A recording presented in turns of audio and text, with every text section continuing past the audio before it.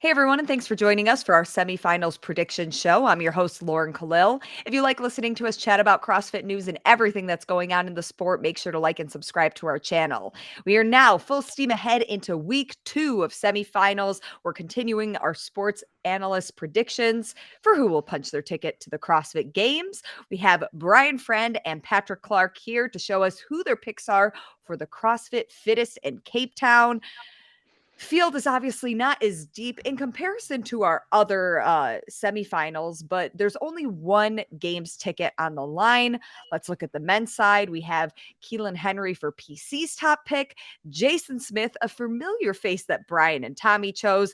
PC, we'll start with you though. Why Keelan? Um, I think Jason's as great as, I mean, he's going to go down as the greatest African, athlete in that particular continent, in that region. But I think he's just out of, there hasn't been anyone contending the last couple of years. Someone like Keelan Henry's been one of those guys who's been kindly pushing, slowly but surely pushing him in a lot of these events. And I think this is the year he breaks through. He's obviously really talented. He did really well in the quarterfinals, at least the first three events, and then kind of had a, I think he won the first three events or had top two finishes in the first couple of events in the quarterfinals, and then kind of fell off the rails there, had like a 30th finish.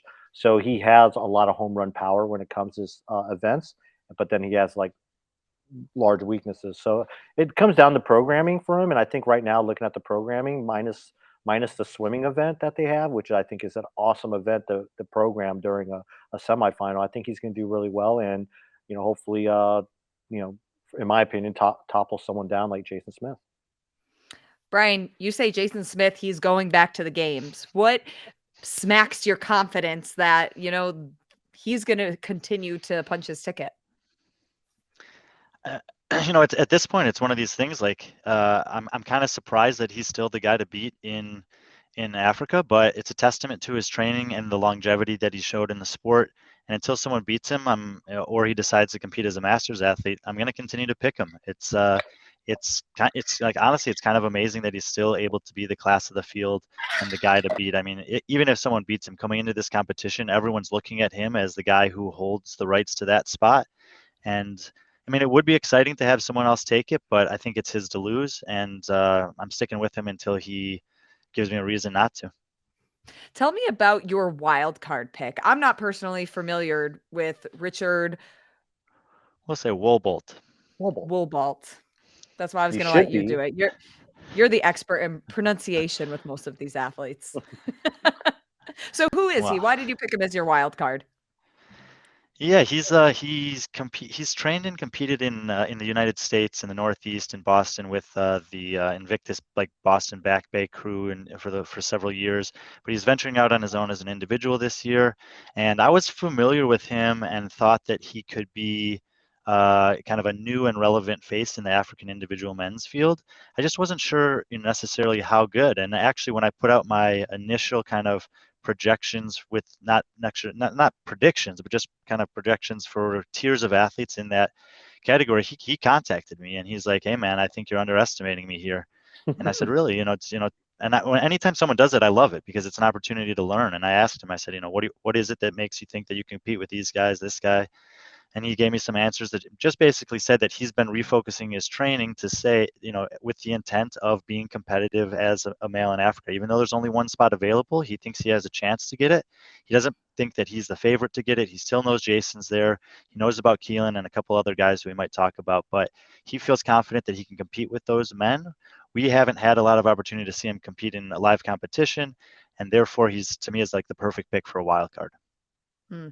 Any other names on the men's side that could potentially sneak in or, shift throughout the leaderboard during the weekend? I'd say there's probably two guys that we haven't brought up. One is Ruan Duvenage, who took second place last year in the Fittest in Cape Town, and the other is Mohamed El Omda, who people who've been following the sport internationally will know from Egypt because he's competed a couple times at Dubai and the UAE out there.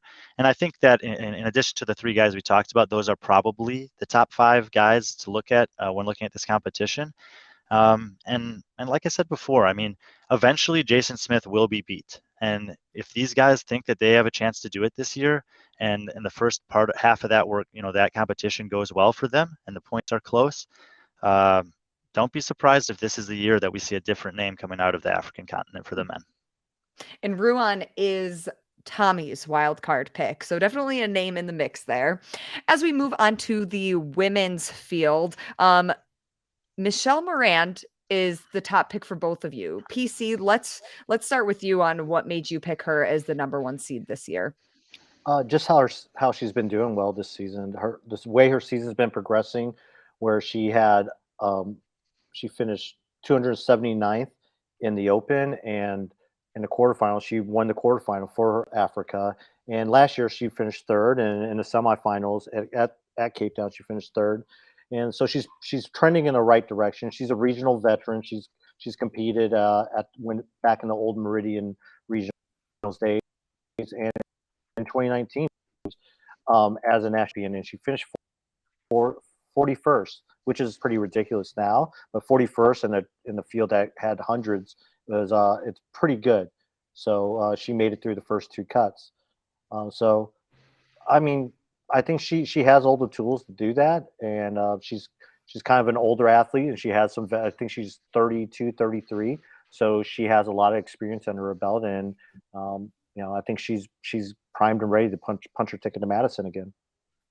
Last year when we were watching the semifinals, I mean, the two Michelles, Michelle Morand and Michelle Basnet, they were the women that we were looking at. Even if we look at Tommy's top picks, he has Michelle Basnet punching her ticket to the games with Michelle Morand as the wild card. But Brian, we look at your picks. Let me pull them up here for the women. And you have Dina Swift as your wild card. Tell me about her and why you didn't have Basnet as either of these 2 picks. Well, I mean, I'm trying to pick a wild card that people aren't thinking about here, and you should be thinking about Dina Swift. If you don't know, she was the one who came in between Basnet and Morand last year. So those were the top 3 last year.